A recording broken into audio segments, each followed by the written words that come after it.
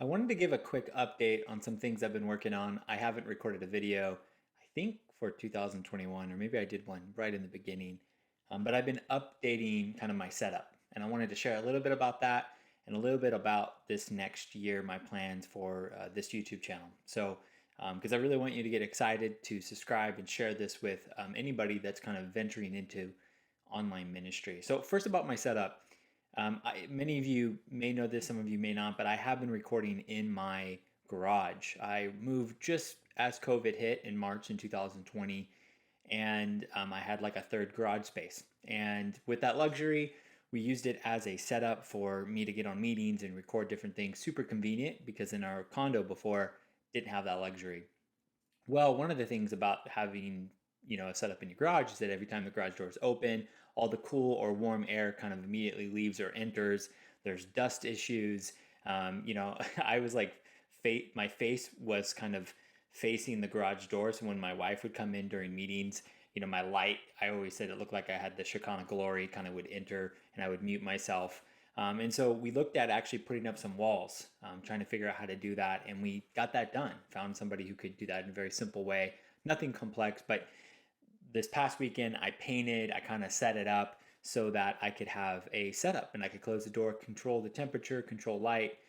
Really, really nice setup. I'm still a work in progress. One of the things I didn't realize, I was on a recording of a podcast on the Church Digital podcast on Friday. Like the first thing I had with my new setup, and I have echo now with the walls because I have these four walls now that causes echo, and I need to put stuff on the wall. I actually just ordered some sound kind of blankets that I can kind of lay up to kind of help, but that's going to be something I'm working on. So sorry for the echo. But additionally, I got some new gear. My brother Jordan actually came over and looked at my setup, recommended some stuff. I'm not a gear person, don't know much about cameras and the whole setup. I'm using a Yeti mic with kind of an extension arm that I can kind of control.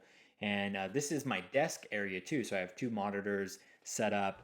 But he recommended me getting the A6 6400 camera by Sony.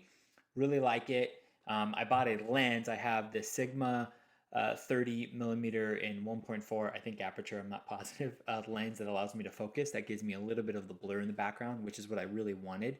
My old camera didn't allow me to do that. I've used a couple different cameras, but this is definitely my nicest setup. And the cool thing is this cost with the lens and the camera about $1,300.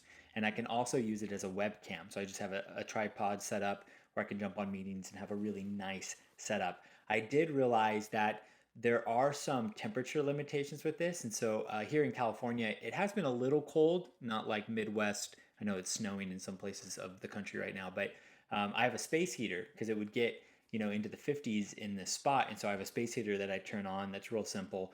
But actually, with the walls, I didn't realize it actually got toasty in here. And I liked it at first, but my camera shut off. And I realized there was a setting. My brother actually helped me out with this. There's a setting on temperature control. It's supposed to do pretty good, but I think because of this enclosed space and I was on a couple hours worth of meetings, I had to adjust that. And now I'm actually getting a like a digital thermostat that I'm gonna set up on the wall so I can kind of watch the temperature because it will overheat your camera. I just had kind of pushed it to the limits. But the camera, the lens, really nice. I love the lens too. My brother educated me on the lens market, how there's a really strong aftermarket. So you can, if you don't like it, you can sell it. You can get all sorts of stuff. My other camera didn't really have a lens set up. Sony's a little different. I had a Canon before. I had a couple Canons before. I'm getting used to the navigation, some things. Still recording in frame rates and stuff. I'm getting used to. I don't know much about that. I'm relying off of YouTube videos and all that. Audio is something I'm having to learn on.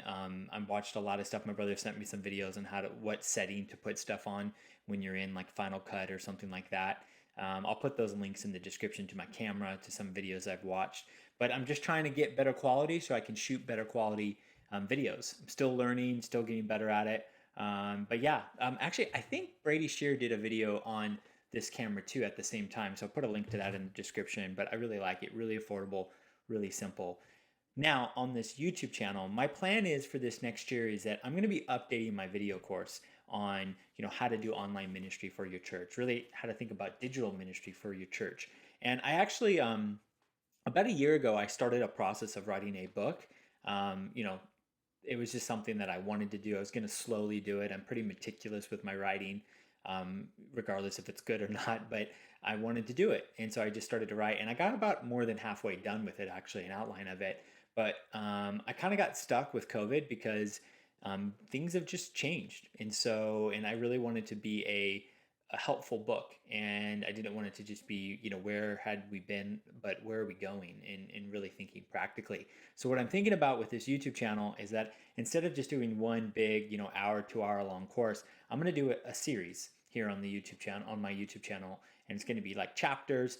I'm going to have kind of core content that I've already had outlined, and then I'm going to have like addendum conversations, maybe interviews with friends, special conversations about different things to be thinking about. Really, the thought is that, if you are hiring an online pastor, campus pastor, online campus pastor, digital pastor, you can make them go through this course. Not make them, but have them go through this course, and it will be free.